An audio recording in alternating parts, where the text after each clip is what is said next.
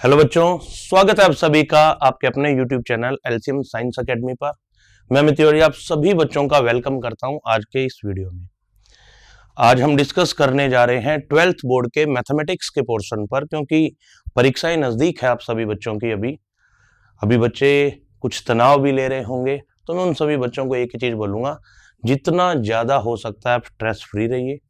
Extra तनाव लेने की जरूरत नहीं है, एक मात्र परीक्षा ही है।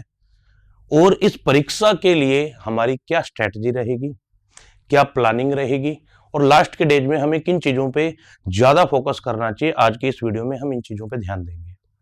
और सबसे पहली चीज हमें यह भी पता होना चाहिए, क्योंकि एक चीज ऑब्जर्व की है, जितना बच्चों के द्वारा हमें पता चला है, मैक्सिमम नंबर ऑफ स्टूडेंट्स को अभी तक ब्लूप्रिंट के बारे में भी नहीं पता कि एग्जाम किस प्रकार का पूछा जाता है, किस प्रकार के क्वेश्चन आते हैं एग्जाम में। तो हम उन चीजों पे भी इस वीडियो में हम डिस्कस करेंगे। सबसे पहला डिस्कशन हमारा रहेगा कि एग्जाम के अंदर जो मार्क्स डिस्ट्रीब्यूशन है आपका, वो किस प्रकार रहता है। तो अगर हम बात करते हैं आप सभी बच्चों से, तो देखिए बताया गया कि ऑब्जेक्टिव टाइप्स ऑफ क्वेश्चन है, टोटल आप लोगों के दिए जाएंगे 15। एक क्वेश्चन 1 नंबर का रहेगा। उसके बाद आपको बोला हुआ है ब्लैंक्स के बारे में, 7 ब्लैंक्स पूछे जाएंगे लगभग। और अति लघुतरात्मक क्वेश्चन के बारे में बताया गया है 10 हैं, लघुतरात्मक 12 हैं, दीर्घ उत्तरीय जिनका थोड़ा सा आपको डेरिवेट करना पड़ेगा वैसे 4 हैं, और निबंधात्मक यानी बड़े क्वेश्चन जो पूछे जाएंगे वो 3 हैं। और टोटल वेटेज की बात करें, ये बताने की आवश्यकता नहीं है वैसे तो आप सभी बच्चों को, 80 नंबर का आपके टोटल वेटेज रहेगा और 3 घंटे और 15 मिनट आपका टाइमिंग रहेगा। ये एक बेसिक चीज थी। तो देखिए जो भी बच्चे प्रिपरेशन कर रहे हैं, मैं एक ही चीज बोलूंगा, सबसे पहला आपका फोकस होना चाहिए इन सभी चीजों पर सबसे पहले। क्यों? क्योंकि ये चीजें एक तो टाइम बहुत कम कंज्यूम करेगी, आपका बहुत कम टाइम लेगी। और इन चीजों से क्या है, हम सबसे ज्यादा ध्यान किस पे दे रहे हैं, अगर मैं आपसे एक बात करूं पहले, हम सबसे ज्यादा ध्यान दे रहे हैं इन 2 चीजों पे, जबकि इनका वेटेज है मात्र कितने नंबर का, 24 नंबर का। और ऑलमोस्ट बच्चे कर लेते हैं कुछ ना कुछ। एमसीक्यू वाला पोर्शन है, हम थोड़ा सा उससे वाइप आउट हो जाते हैं, हम थोड़ा सा उससे दूर हो जाते हैं। तो मेरी सलाह है आप सभी बच्चों को कि सबसे पहले जो भी आपकी एनसीईआरटी की बुक है, उसमें जितने ऑब्जेक्टिव क्वेश्चंस हैं, एमसीक्यू क्वेश्चंस हैं, ब्लैंक्स वाले क्वेश्चन हैं विद एग्जांपल्स, आप उन सभी को कवर अप कीजिए। सबसे पहले प्रीवियस ईयर पे भी थोड़ा सा ध्यान देना जरूरी है। लास्ट 5 सालों के क्वेश्चन अगर आपको मिल जाते हैं कहीं से, तो आप उनको एक बार जरूर कीजिएगा। क्लियर? फिर सबसे इंपॉर्टेंट चीज जिस पे हम डिस्कस करने जा रहे हैं, टॉपिक वाइज हमारा जो डिस्ट्रीब्यूशन होगा मार्क्स का, वो किस प्रकार का रहेगा। तो हम पहले डिस्कस करते हैं रिलेशन एंड फंक्शन पे, यानी संबंध एवं फलन। पहला टॉपिक है जिसका अंक बार है आपके 3 नंबर का ओनली, यानी इतना ज्यादा मार्क्स डिस्ट्रीब्यूशन इसमें नहीं है। इनवर्स ट्रिग्नोमेट्रिक फंक्शन यानी प्रतिलोम त्रिकोणमितीय फलन जुड़े हुए टॉपिक हैं आपके, ये आप लोगों के टोटल अंक बार है 4 नंबर का। फिर हम चलते हैं मैट्रिक्स एंड डिटरमिनेंट, यानी कि आव्यूह है एवं सारणिक। इसका वेटेज है आप लोगों के 5-5 नंबर का, यानी कि 5 और 5 10 नंबर का मैट्रिक्स के रिलेवेंट पोर्शन आप लोगों से पूछा जाएगा। फिर है आपके सातत्यता एवं अवकलनीयता, ये हमने पढ़ा हुआ है, इन चीजों के बारे में थोड़ा सिंपल टॉपिक है, इजिली आप कवर अप कर सकते हैं। डिफरेंशिएबिलिटी एंड कंटिन्यूटी के बारे में ये 8 नंबर का पोर्शन आप लोगों का रहने वाला है। फिर चलते हैं अवकलजों के अनुप्रयोग। ठीक है, यानी कि जो भी डेरिवेटिव हैं उनके एप्लीकेशंस किस प्रकार होंगे, उनके अनुप्रयोग किस प्रकार होंगे, 6 नंबर का पोर्शन इनका रहने वाला है।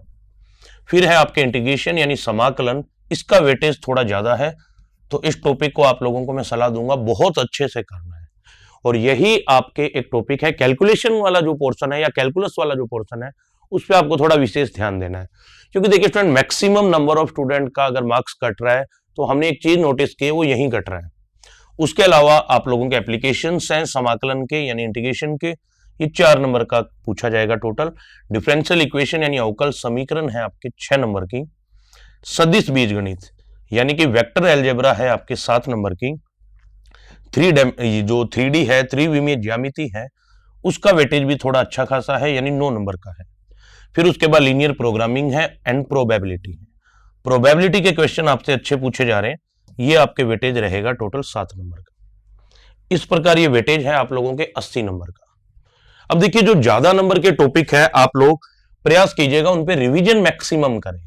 और हम एक बार डिस्कस कर लेते हैं हमारे ब्लूप्रिंट पे क्या क्या पोर्शन पूछा जा रहा है। तो देखिए, तमाम जितने भी टॉपिक हैं आप लोगों के, जो भी गिवन है आप लोगों को, सभी से एक एक क्वेश्चन आप लोगों के वस्तुनिष्ठ पूछा जा रहा है, ऑब्जेक्टिव सभी से।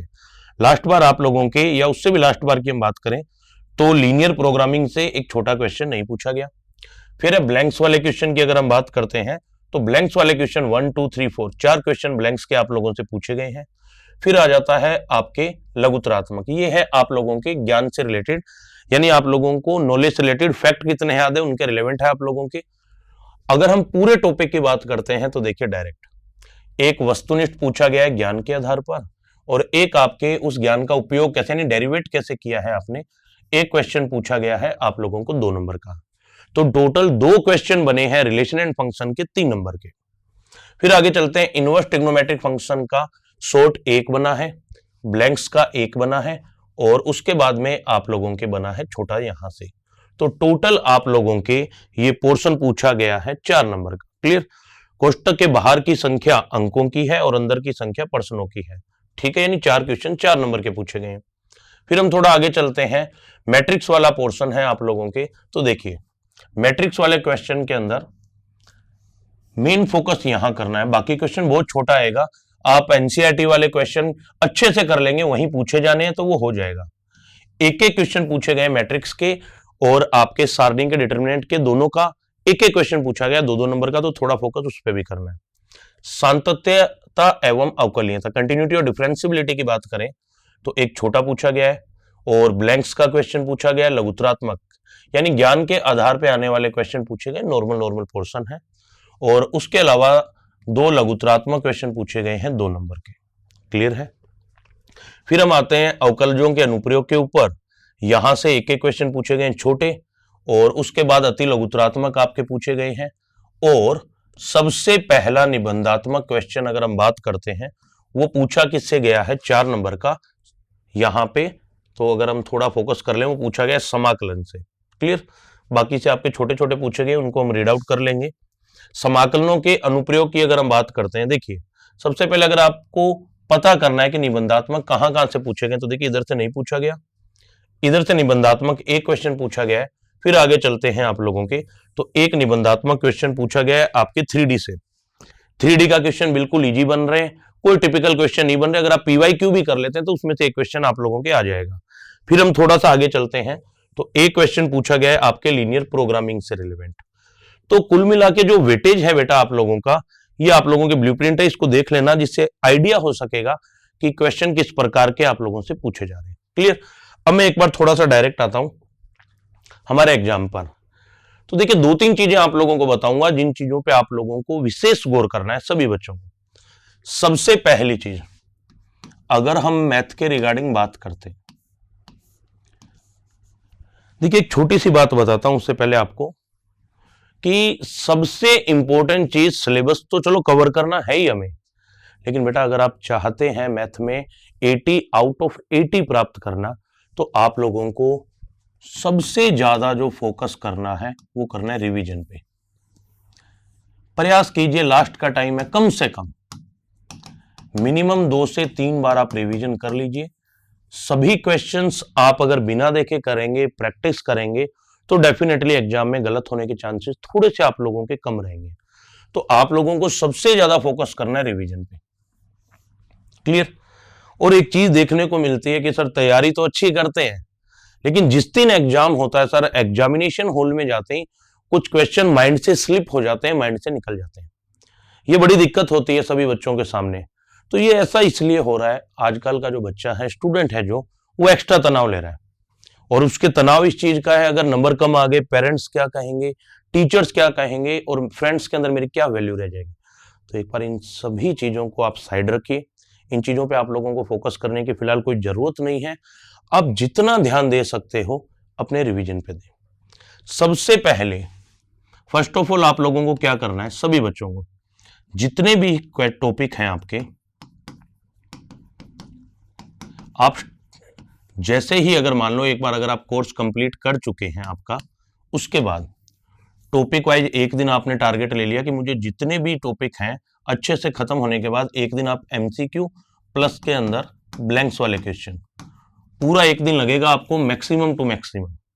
एक दिन में आप लोगों को करना क्या है, एमसीक्यू और ब्लैंक्स वालों को पहले करके विद शॉर्ट आंसर भी आप ये बोल सकते हैं। ये लीजिए, जो शॉर्ट आंसर क्वेश्चंस हैं इनको, क्योंकि इनका वेटेज बहुत है, इनको एक दिन में करके आप साइड कर दीजिए। सबसे पहला काम तो ये करना है, जिससे एक बूस्टअप मिलेगा, एक मोटिवेशन मिलेगा कि हाँ यार एक बार सिलेबस हो चुका है, शॉर्ट एंड ब्लैंक्स के अंदर मेरी अब कोई गलती नहीं होगी, एमसीक्यू में कोई गलती नहीं होगी। उसके बाद में आपको क्या करना है, जो रिलेवेंट टॉपिक है, अभी फिलहाल थोड़ा समय बचा है, तो जो कैलकुलस वाला पोर्शन है, जो कैलकुलस वाला पोर्शन है आप लोगों का, आप उस पर थोड़ा सा एक्स्ट्रा ध्यान दीजिए, जिसमें अवकलन भी है, समाकलन भी है, इंटीग्रेशंस भी है, उनके एप्लीकेशंस भी हैं। फिलहाल आप लोगों को काम क्या करना है, उन पे विशेष ध्यान देना है। जितना ज्यादा हो सकता है इनकी प्रैक्टिस कीजिए, और प्रैक्टिस करनी किसकी है, जो क्वेश्चन दिए हुए हैं और जो एग्जाम्पल है, जितना ज्यादा हो सकता है आप उनकी प्रैक्टिस कीजिए। सबसे पहला पोर्शन में तो यही बोलूंगा, इनको करने के बाद आप स्टार्ट कीजिए कैलकुलस का। जैसे ही कैलकुलस कंप्लीट करते हो, आप आ जाइए रिलेशन एंड फंक्शन वाले पोर्शन पे, इनवर्स ट्रिग्नोमेट्रिक वाले फंक्शन पे। वो छोटा पोर्शन है, जल्दी होगा। फिर उसके बाद आप अलजेब्रा पे आ सकते हैं, 3D पे आ सकते हैं, लीनियर प्रोग्रामिंग पे आ सकते हैं, और एक एक करके उन टॉपिक को आप कवर अप कर सकते हैं। क्लियर। और उसके बाद अगर मैं आप लोगों से बात करूं, थोड़ा सा दो बातें बताऊंगा आप लोगों को, जो लास्ट के 10 या 15 दिन जब आप बचेंगे तो आप लोगों को विशेष फोकस करनी है। पहली बात तो बेटा आप सभी को इतना माइंड में रखना है, फालतू का टाइम टेबल और शेड्यूल बनाना नहीं है, कोई मतलब नहीं है। पढ़ाई कर रहे हो तो बस पढ़ाई करो, क्योंकि देखिए आपके जीवन में जो अब बदलाव आ सकते हैं, या आपके जीवन में जो बदलाव आने वाले हैं, वो आपके द्वारा इस समय की गई पढ़ाई से ही आएंगे। सब कुछ झोंक दीजिए पढ़ाई पे, एक्स्ट्रा जितनी इरिलेवेंट चीजें हैं उनसे दूर हो जाइए फिलहाल, क्योंकि हमारे पास इतना समय नहीं है। ये 1400 ग्राम की जो मशीन है, इसके पास इतना ज्यादा स्पेस नहीं है कि ये इरिलेवेंट चीजों को भी स्टोर करके रख सके। तो आप लोगों के पास कम समय है, तो आप जितनी पॉजिटिव चीजें हैं उनको अपने माइंड में रखें। रात को सोने से पहले आपके माइंड में ये दो चीजें आनी चाहिए कि आज मैंने सबसे बेहतरीन कार्य क्या किया है, और आज पूरे दिन में मैंने क्या कमी रख दी, जिस कमी को मैं आने वाले समय में अगले दिन में दूर कर सकता हूं। सोने से पहले दो क्वेश्चन आपके माइंड में हमेशा होने चाहिए, एक पॉजिटिव साइड का कि आज मैंने क्या अच्छा किया है और कितने अच्छे से किया है, और एक नेगेटिव साइड का कि आज मैंने क्या कमी रखी, ताकि उन कमियों को दूर करते जाओ बेटा, सारी चीजें अपने आप पॉजिटिव हो जाएगी लाइफ में। और उसके अलावा जो एक और सूचना देनी थी आप सभी बच्चों को, कि जो आप लोगों का सिलेबस है, जैसे ही आप कवर कर लेते हैं, फालतू के मॉडल पेपर वगैरह जितने हैं उनसे एक बार आपको दूर रहना है। आपका पूरा का पूरा पेपर बनने वाला है एनसीईआरटी की किताब से, तो पूरा फोकस एनसीईआरटी की किताब पे कीजिए। जितने क्वेश्चंस हैं, जितने एग्जाम्पल्स हैं, छान लीजिए सभी को, एक एक क्वेश्चन को 2 बार 3 बार 4 बार करने का प्रयास कीजिए। जिन टॉपिक पे आपको लगता है कि गलतियां कर रहे हो, ध्यान देने की ज्यादा जरूरत है, उन पे थोड़ा सा आप ज्यादा ध्यान दीजिए। और उसके अलावा अगर मान लीजिए हमें लगता है, हमारी टीम को लगता है कि परीक्षाएं नजदीक है, आप लोगों के लिए कुछ बेहतरीन चीजें की जा सकती है, तो आप लोगों को जल्दी उससे भी अपडेट करवा दिया जाएगा। और हमारी टीम के द्वारा जो भी विद्यार्थी आने वाले समय में, चाहे वो मैथमेटिक्स बैकग्राउंड का हो, वो एम्स पैरामेडिकल के अंदर भी आ सकता है, उसका कोर्स भी कर सकता है। तो जो भी विद्यार्थी आने वाले समय में नर्सिंग के अंदर अपना करियर बनाना चाहते हैं, या अदर फील्ड में अपना करियर बनाना चाहते हैं, उन सभी विद्यार्थियों के लिए 1 मार्च से एलसीएम साइंस एकेडमी पे रेगुलर लाइव क्लास स्टार्ट हो रही है। फिलहाल आप सभी विद्यार्थी तो अपने एग्जाम पे फोकस कीजिए। जैसे ही आपकी परीक्षाएं कंप्लीट होगी, उसके बाद फिर एक नए तरीके से हम रीस्टार्ट करेंगे और आप सभी बच्चों से मुलाकात करेंगे। जो भी आपकी प्रॉब्लम्स होती है आप कमेंट सेक्शन में बता सकते हैं, ताकि आने वाले समय में उन पे भी एक वीडियो बनाया जा सके, ताकि आपके जो भी डाउट हैं, जो भी प्रॉब्लम्स हैं, वो दूर हो जाए। तो मुलाकात करूंगा आप सभी बच्चों से जल्द ही एक नए वीडियो के माध्यम से। तब तक के लिए मेरी तरफ से wish you very all the best and take care.